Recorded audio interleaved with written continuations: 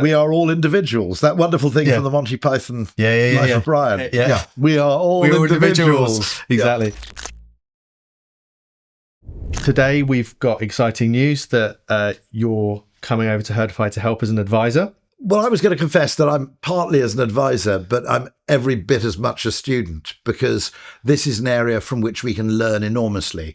And I'm as much here for curiosity as for anything else. It's funny because that's one of our clients said it to us, actually. They said it's ironic that people need to buy the herd to understand the herd. Well, I think the irony is it's a herd mentality problem, because once enough people believe it, more people will believe it. If you've got a huge amount of a product, people infer, gosh, a lot of people are buying Tunnock's tea cakes. Maybe I ought to buy some Tunnock's tea cakes.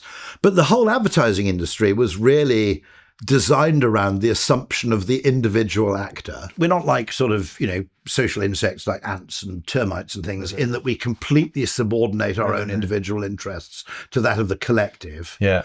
But we have incredibly strong collectivist urges. And I often look for these kind of yin and yang things, which is, if you have a limited amount of money, you might say, okay, we need to spend money where it's already working. In other words, let's exploit the pre-existing network effects and social copying effects and spend our money where we're already getting close to that kind of tipping point of critical mass adoption. Yeah.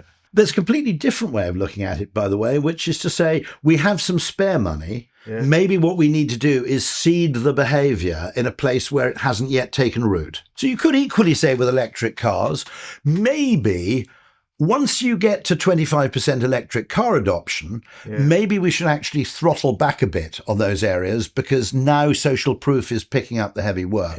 What we need to do is be the first person in Gwynedd. Yeah. We need to find the first 10 people in Gwynedd to drive an electric car so we can actually, effectively get it off the ground. One of the things I think that's really important about this, by the way, is once you understand this sigmoid adoption curve, one of the first things you realize is that, contrary to the assumptions of standard economic model, the bigger the idea, the harder it is to get it to take off. Yeah.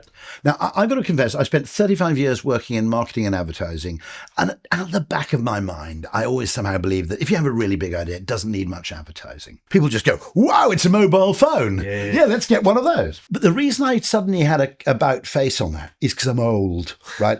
I'm old enough to remember when mobile phones first came along and the extraordinarily slow pace of adoption. I was abused on Oxford Street in 1989 for using a mobile phone in public. Yeah. You were actually exposed to sanctions for adopting the new behavior. And then I realized that the bigger the idea you have, the bigger the innovation, the more behavioral change it entails. Yeah. Humans find behavioral change difficult, particularly if it takes place in public. Mm-hmm. And therefore, the bigger the idea, the more marketing it needs. One of the biggest barriers to innovation is just our natural, innate discomfort with doing something which other people around us don't do.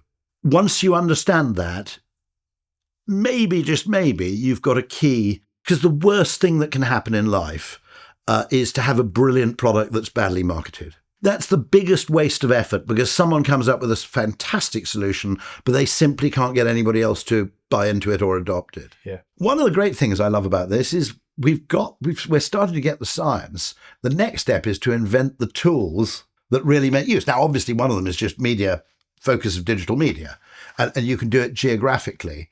But ultimately, this should filter through into things like product design, as with those white Apple AirPods things. In other words, they looked markedly different from anybody else's AirPods. Yeah. Simple, purple cow effect. Yeah.